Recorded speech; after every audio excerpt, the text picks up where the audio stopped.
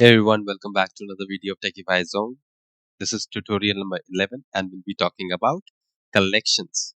So as I promised in my last video, which was related to the wrapper classes, that we'll be talking more about collections in this video and we'll be wrapping up. So without wasting any time, let's directly deep dive into the topic. So in collections, we'll be having an introduction. We'll be explaining what the interface is. Collection is an interface itself, and which are the classes, especially or interfaces, which are firstly extending it or implementing it. Okay. Then we'll be talking about the different set of list, set, map interfaces, and their practical examples. So what is a collection? Collection is an object that groups multiple elements into a single unit.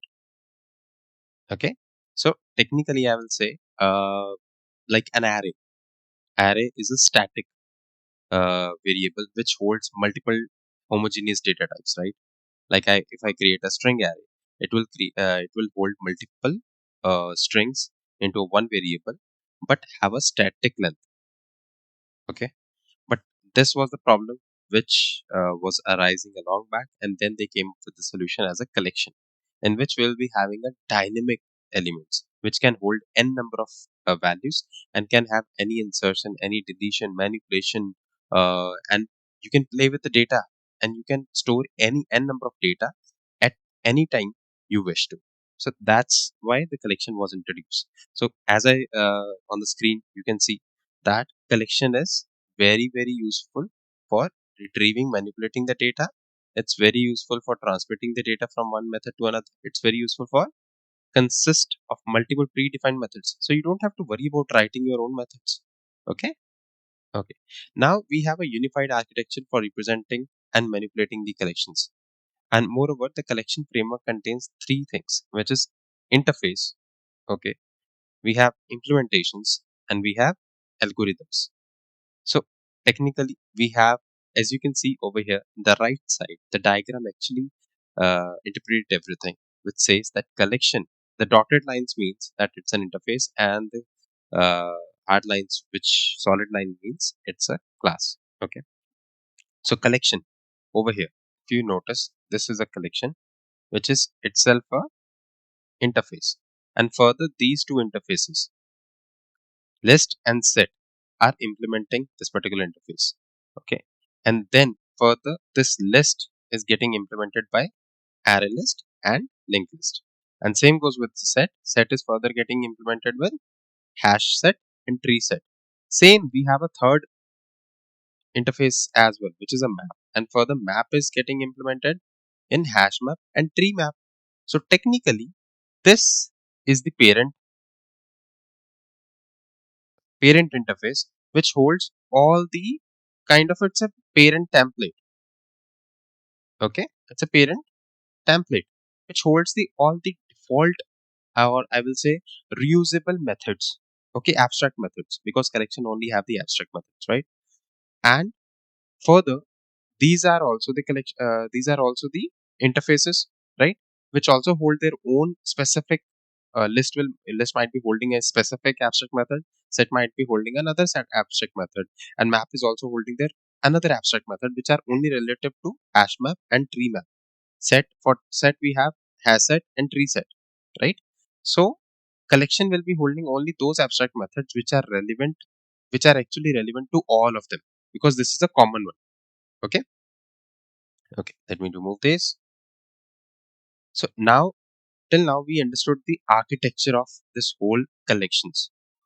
Okay, now if we move to further, before actually going to directly to Eclipse, I just want you guys to learn about the architecture, to understand the base, to create a foundation so that we can implement it in the IDE very easy and very smoothly, and it's very understandable. So as I told, that collection interface has some defined methods. Okay, and I also told that these methods are common for all. So technically these methods are common for all, for your list, for your map, and for your set as well. So technically I have these methods common for all, and these methods are enough to define the basic behavior of collection. You can see, so these are the very basic methods which can be implemented in any of the collection. Okay, Now, if I talk about the third point, which says the provide an iterator to step through the collections. So, which means that just imagine a for loop, while loop, or do while loop. It's similar to that. So, each collection is also having an iterator implementation, which is also an interface only. Okay, using an iterator, a reference variable, you can use its abstract methods to iterate. It has three different methods like next, as next, and remove. Which, okay, we have a next slide to that. So we said that we already have three methods in iterators, right? Your next, your has next, and your remove. So has next return true or false. So which means true or false. Whereas these two methods, these method is this will return null value and this will return an object. Okay. So by object I mean it can be any of data type, any primitive data type like integer, float, double, string, anything, right? So these three methods are provide the access to the content of collection. So technically, by using the abstract method reference variable, okay, reference variable, I can access to complete collection. Like if I have a collection over here, A, B, C, this reference variable can access first A, then next to B, and then next to C. Okay.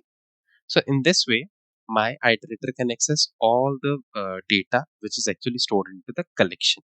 Okay. Each call to the next reads an element. So whenever I'll say ref dot next, which means that it will go to the next one and it will extract that particular object for me.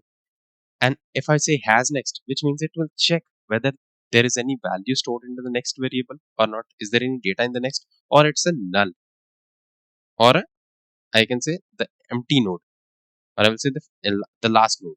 Okay. So it will check everything for you. And this is the condition for your while loop as well, kind of, right? So then you can use it or remove.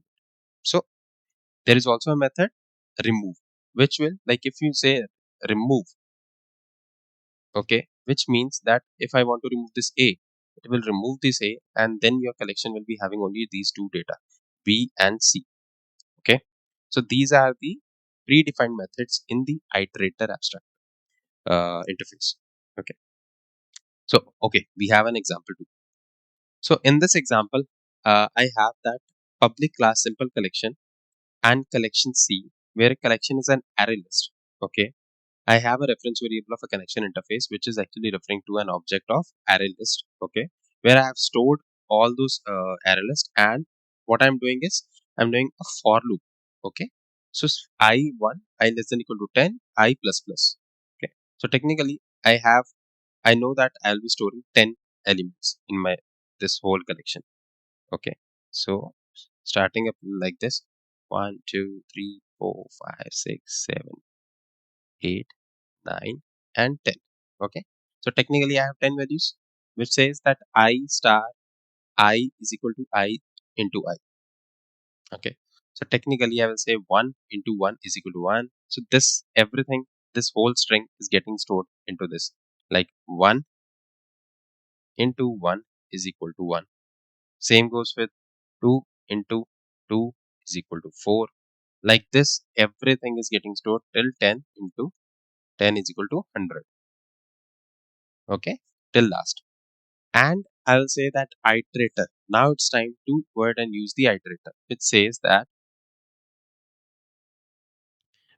c dot iterate. C was your reference variable of a collection interface, right? So c dot iterator means that I have given this iterator reference variable complete power to access this collection. Okay. So which means that iterator dot has next, which means that this iterator is over your at the first location. So when I say iterator.has next, it will move to the first location and check whether it has the value or not. It has the value, it has the data, it's not a null node, or I will say it's not the ending node. Till then, it will keep on iterating to the next, the next, to the next, and keep on printing it because we are using system.out.println. Okay, getting the use of iterator, it's nothing different from a for loop or a while loop, I will say. So don't get confused. Okay, don't worry about it. It's very simple, and it has the same representation as a while, for, or any other loop which you have used, even a for each loop. Okay. So let's move to the practical example. I would say let's move to the practical example of this one. Okay. Okay. So over here, I have practical example which states that I have an array list, okay, which I've added like Java, Python, C++, JavaScript. So technically, if I execute this one, it will print me Java, Python, Selenium, right? So I have an iterator which is actually accessing a collection which is storing a string. Okay, that's why I've written this particular syntax for an iterator, and I'm passing languages.iterator, which means that this particular reference variable dot iterator method has given a power to this reference variable that it can access the whole array list. Okay. Now if I'm printing it, while iterator dot has next system dot out dot println language, where language is actually storing the iterator dot next. So iterator dot next returns an object. We learned, right? There are three basic functions, which is methods, which is dot next, dot has next, dot remove.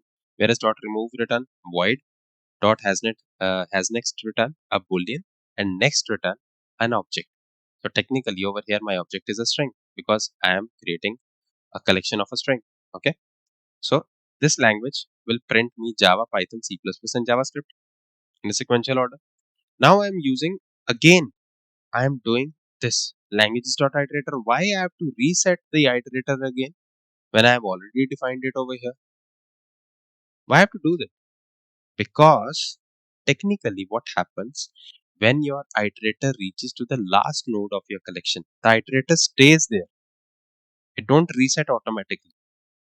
If you want to reuse your same iterator again, you have to reset it and make it position to the header node, which is your first node. You're getting my point. So technically, if you have, suppose you are standing in a queue, right? And you basically you want to count the queue from start to the end. So you started from the like first person and went to the last person. Suppose it's a 10th person. Okay. Now few other members actually added up in the queue. You are not sure from where they got added up in between. Now the queue length is 12. Okay. So again, you can't go at backwards, or you can't start from the last node, because at the last node you don't have anyone over there. Okay. So technically, you have to reset your iterator. You have to go to the first node and then again start your counting. That's how it works. Okay.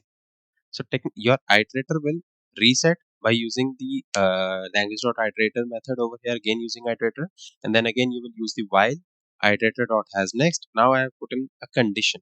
If C++ dot equal language, then iterator dot remove, which means I'm removing that C++. Again, I'm printing it. So now in this time, I will get Java, Python, and JavaScript. So let me print this. See, programming language, all the four, but after removal, C++ is removed. You're getting it? Okay. So let me scroll a little bit up so you can see clearly. C++ is not there. So technically, we have removed it by using the remove method of an iterator. Okay.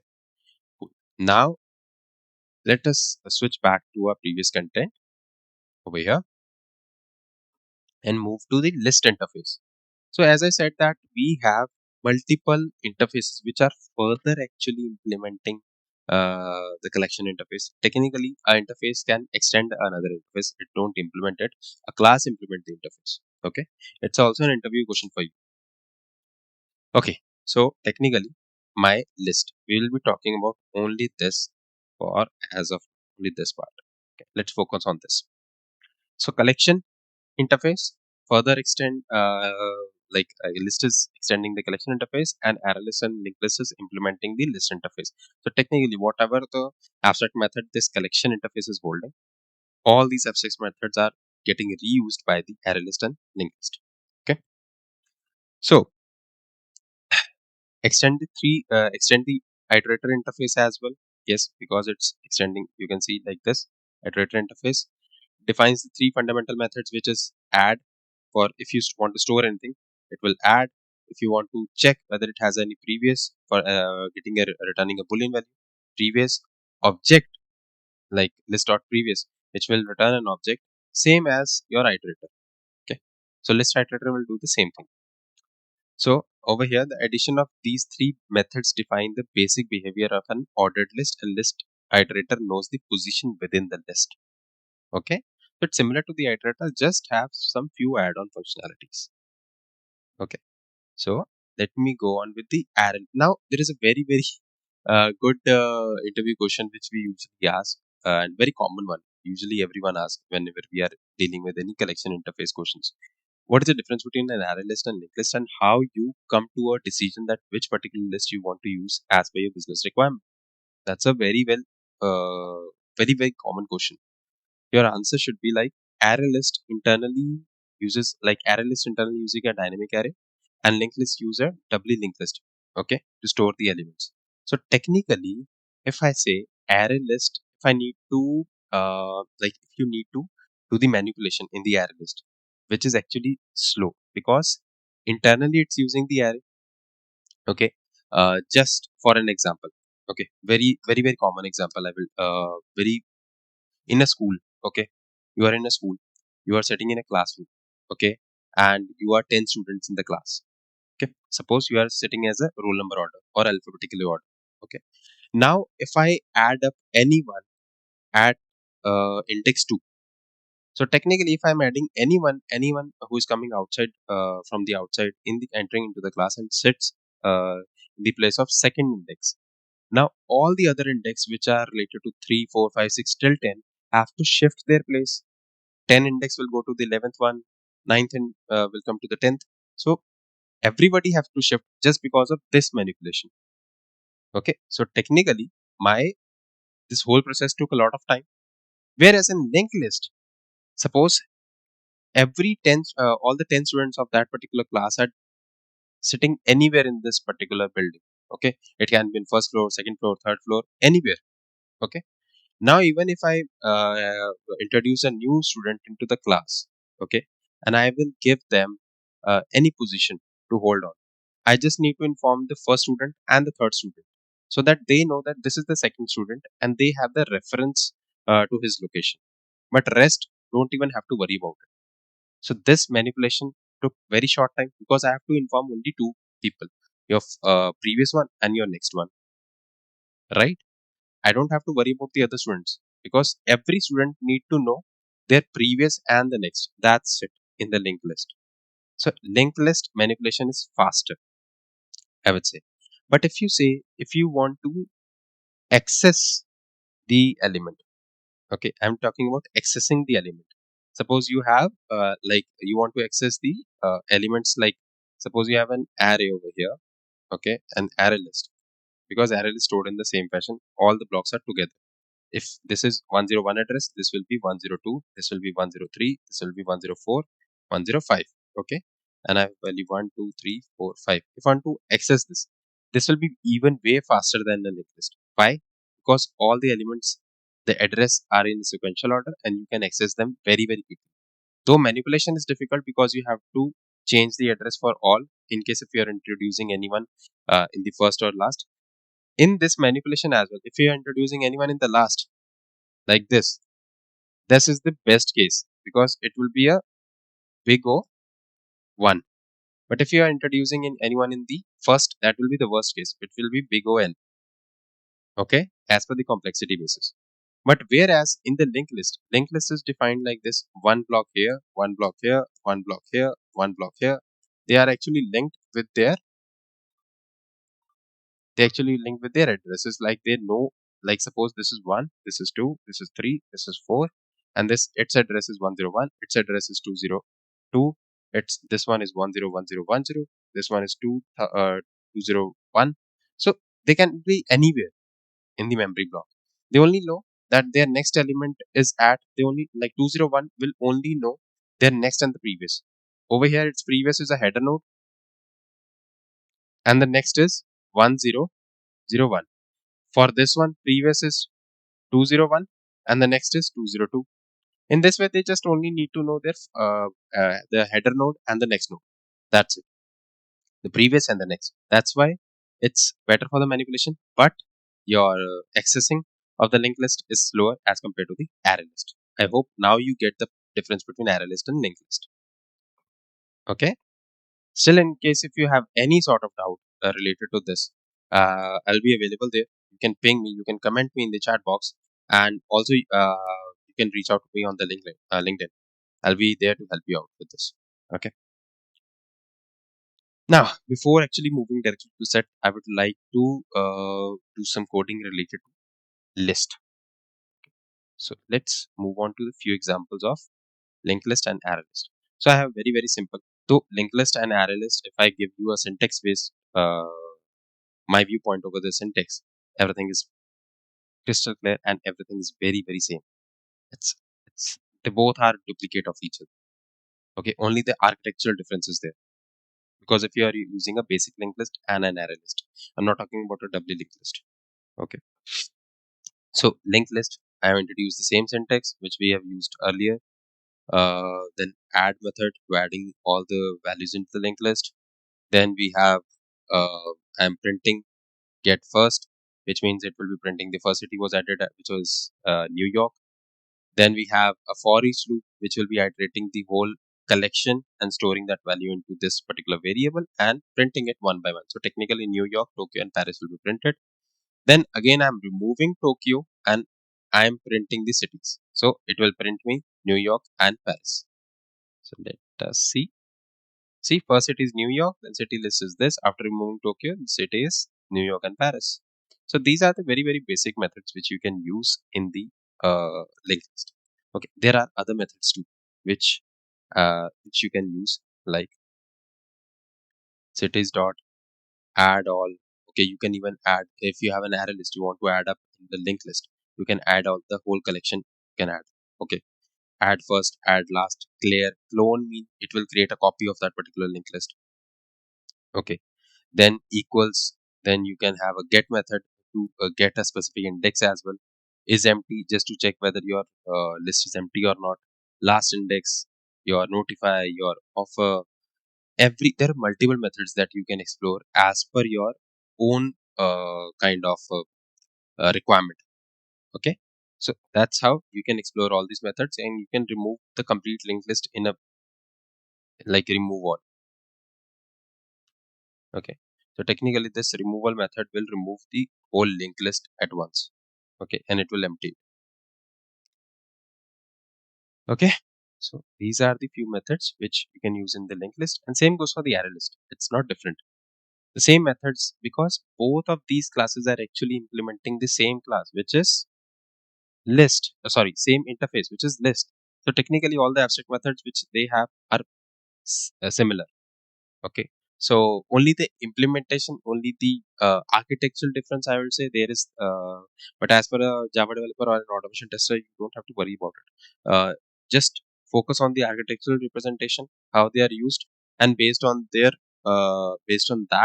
actually you can use and come to a decision like which particular list is important for you.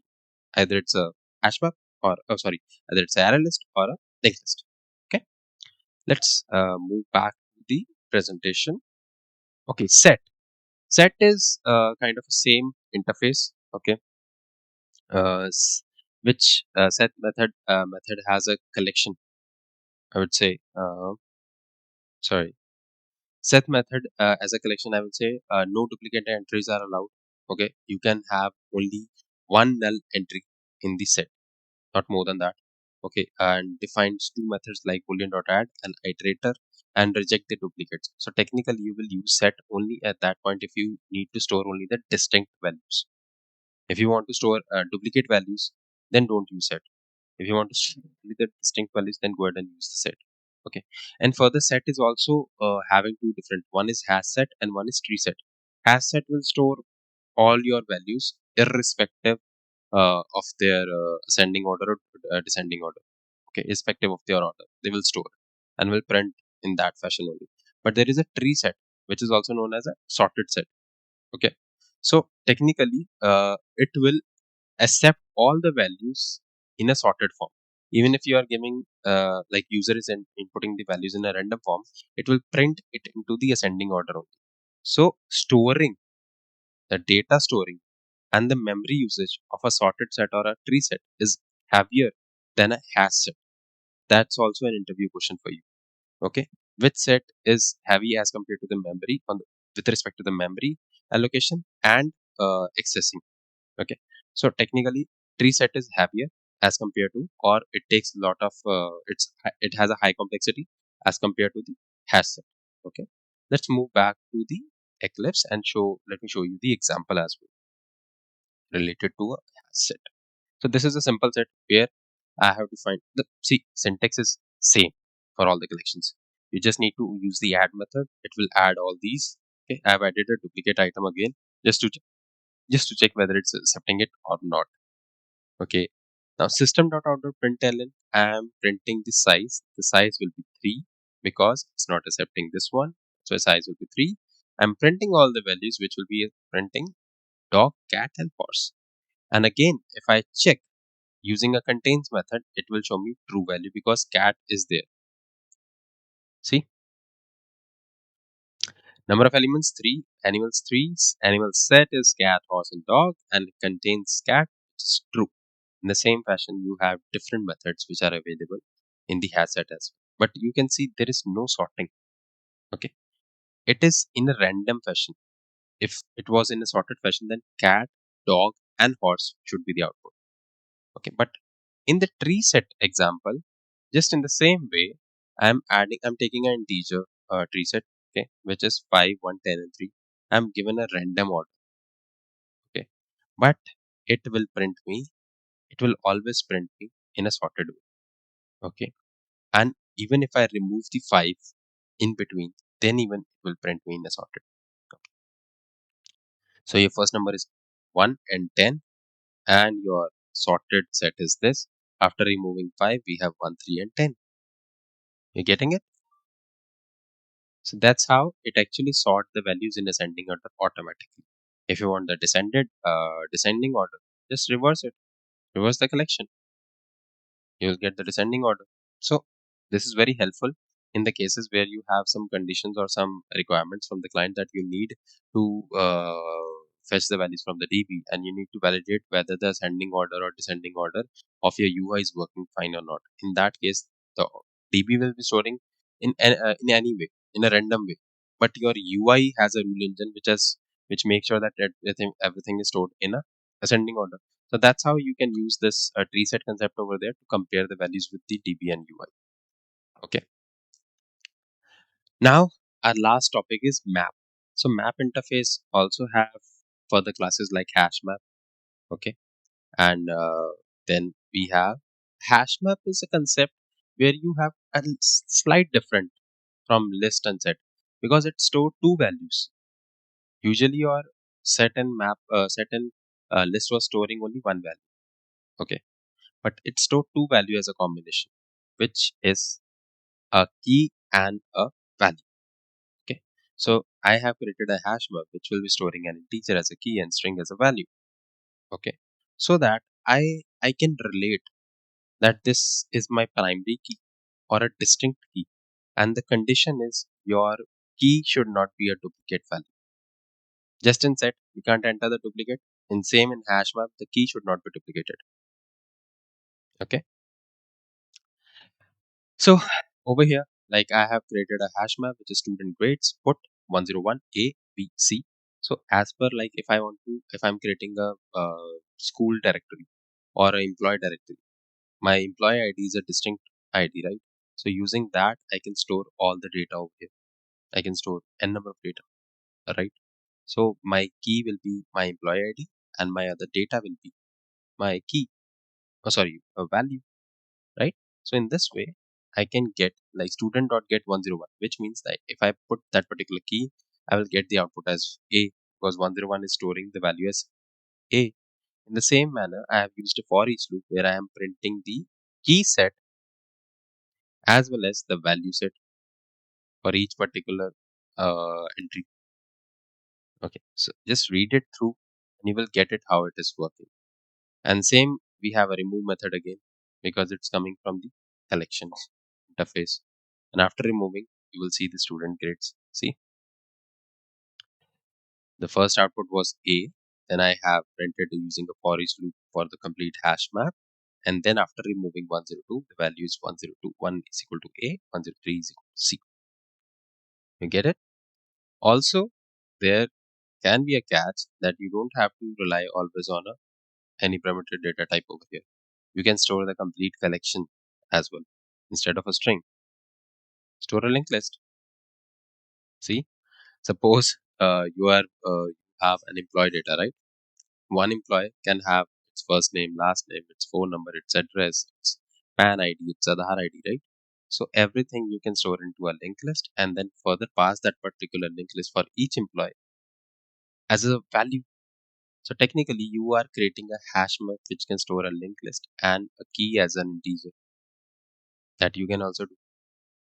Okay, you can use a collection into a collection. That's a tip for you.